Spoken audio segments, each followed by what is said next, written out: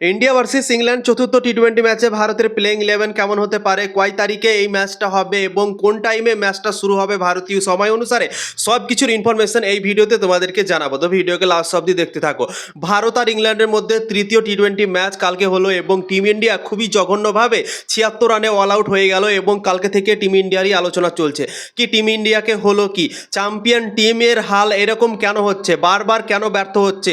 শ্রেয়াস আয়ার captain হয়ে এসছে, 5টা ম্যাচ এখন পর্যন্ত হয়ে গেল, কিন্তু শ্রেয়াস আয়ারের ক্যাপ্টেন্সিতে এখন পর্যন্ত জিতের স্বপ্নটা আসেনি টিম ইন্ডিয়ার জন্য। একটাও ম্যাচ এখন পর্যন্ত জিততে পারেনি এবং অনেকগুলো রেকর্ডও হয়ে গিয়েছে শ্রেয়াস আয়ারের নামে, ভারতের নামে। টি-20 ইন্টারন্যাশনাল ক্রিকেটের সব থেকে বড় হার হয়ে গিয়েছে, 125 রানে ইংল্যান্ড হারিয়ে দিয়েছে তৃতীয় টি-20 ম্যাচ ভারতকে এবং ভারতের নামে প্রথমবার এরকম হলো কি টিম ইন্ডিয়া সব থেকে এত বড় হার পেয়েছে টি-20 ক্রিকেটে, ইন্টারন্যাশনাল ক্রিকেটে বন্ধুরা। তারপর পাওয়ার প্লেতে টিম ইন্ডিয়া 5টা উইকেট হারিয়ে দিয়েছিল, কোনোদিনও টি-20 ইন্টারন্যাশনাল ক্রিকেটে 5টা উইকেট হারায়নি। তো অনেকগুলো রেকর্ড টিম ইন্ডিয়ার নামে হয়ে গিয়েছে। সূর্যকুমার যাদবের ক্যাপ্টেন্সিতে টিম ইন্ডিয়া পরপর 2টো ম্যাচ হারেনি, সেটারও রেকর্ড শ্রেয়াস আয়ার নিজের নামে করে নিয়েছে বন্ধুরা। এবং টিম ইন্ডিয়া কখনো পরপর 4টা ম্যাচ হারেনি, সেটাও কিন্তু টিম ইন্ডিয়ার নামে হয়ে গিয়েছে বন্ধুরা। তো শ্রেয়াস আয়ার ক্যাপ্টেন হওয়ার পর টিম ইন্ডিয়ার মনে হচ্ছে ভাগ্য পরিবর্তন হয়ে গিয়েছে, টিম ইন্ডিয়া ক্রিকেট খেলতে ভুলে গিয়েছে এবং অনেকগুলো টিম ইন্ডিয়ার নামে রেকর্ডও হয়ে গিয়েছে বন্ধুরা। তো টিম ইন্ডিয়া এখন 2-0-তে ইংল্যান্ডের থেকে পিছে হয়ে গিয়েছে, 3টে ম্যাচ অলরেডি হয়ে গিয়েছে, 2টো ইংল্যান্ড জিতে গিয়েছে, ঠিক আছে, 2-0-তে এগিয়ে আছে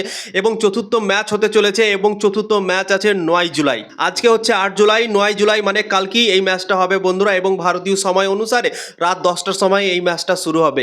এর আগের ম্যাচটা যে টাইমে শুরু হয়েছিল সেই টাইমই কিন্তু এই ম্যাচটাও শুরু হবে রাত 10টার সময় ভারতীয় সময় অনুসারে। চলো এবার তোমাদেরকে জানিয়ে দিচ্ছি ভারতের প্লেইং 11 কেমন হতে পারে জঘন্য পারফরম্যান্স করার পর, 76 রানে অল আউট হওয়ার পর বন্ধুরা। ওপেনিংয়ে আমার মনে হয় কোনো পরিবর্তন ভারতের দলের হবে না চতুর্থ টি-20 ম্যাচে। অভিষেক শর্মা আর বৈভব সূর্যবংশী ভারতের দল থেকে ওপেন করতে পারে চতুর্থ টি-20 ম্যাচে। 3 নম্বরে আমার মনে হয় একটা পরিবর্তন হতে পারে, ঈশান কিষান খুবই বাজে পারফরম্যান্স করলো লাস্ট 5টা ম্যাচে।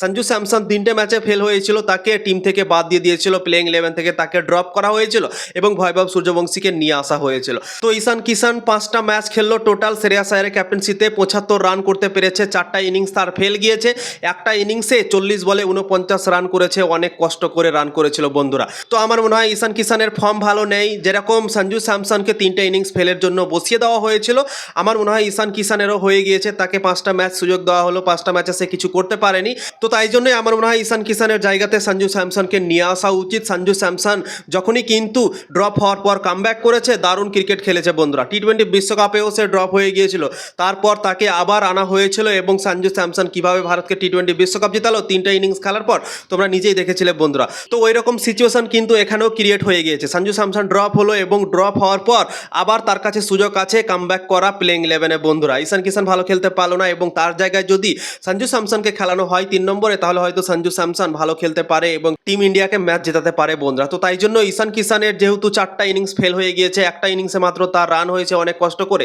তো তাই জন্যই ঈশান কিষানের জায়গাতে সঞ্জু স্যামসনকে আমার মনে হয় খেলানো উচিত বন্ধুরা। তো 3 নম্বরে সঞ্জু স্যামসন, 4 নম্বরে শ্রেয়াস আয়ার, 5 নম্বরে তিলক বর্মা। তিলক বর্মার ওপরও অনেক বড় বড় প্রশ্ন আছে, কিন্তু টিম ইন্ডিয়া তাকে ভয়েস ক্যাপ্টেনের ট্যাগটা দিয়ে রেখেছে, ভয়েস ক্যাপ্টেন করে রেখেছে, তাই জন্যই তিলক বর্মাকে ভাই বলাই যাচ্ছে না কি তাকে বাদ দেওয়া উচিত। সেরকম আর প্লেয়ারও কিন্তু ভারতের দাগাউটে নেই কি বলা যাবে কি তিলক বর্মাকে বসানোর পর অন্য একজনকে নিয়ে আসো। তো আমার মনে হয় তিলক বর্মার যেহেতু ভয়েস ক্যাপ্টেন আছে, তো তাকে অবশ্যই টিম ইন্ডিয়া খেলাবে এবং 5 নম্বরে তিলক বর্মা থাকবে বন্ধুরা, 6 নম্বরে শিবম দুবে, 7 নম্বরে আকসার প্যাটেল, 8 নম্বরে হর্ষিত রানা, 9 নম্বরে আশদীপ সিং, 10 নম্বরে বরুণ চক্রবর্তী, 11 নম্বরে প্রিন্স যাদব। তো একটা প্লেয়ার পরিবর্তন আমার মনে হয় টিম ইন্ডিয়া করতে পারে চতুর্থ টি-20 ম্যাচে, ঈশান কিষানের জায়গায় সঞ্জু স্যামসনকে নিয়ে আসতে পারে বন্ধুরা। তো এই প্লেইং 11 নিয়ে চতুর্থ টি-20 ম্যাচে টিম ইন্ডিয়ার নামতে পারে এবং টিম ইন্ডিয়া প্রথম জয় এখনো খুঁজছে বন্ধুরা। টিম ইন্ডিয়া এখন পর্যন্ত প্রথম জয় তুলতে পারেনি শ্রেয়াস আয়ারের ক্যাপ্টেন্সি, তো শ্রেয়াস আয়ারও ভাবনা চিন্তা করবে এবং অনেক সুন্দর একটা প্ল্যান বানিয়ে হয়তো এর পরের ম্যাচে হয়তো নামতে পারে চতুর্থ টি-20 ম্যাচে। তো তোমরা তোমাদের ওপিনিয়ন জানাতে পারো কমেন্টের মাধ্যমে।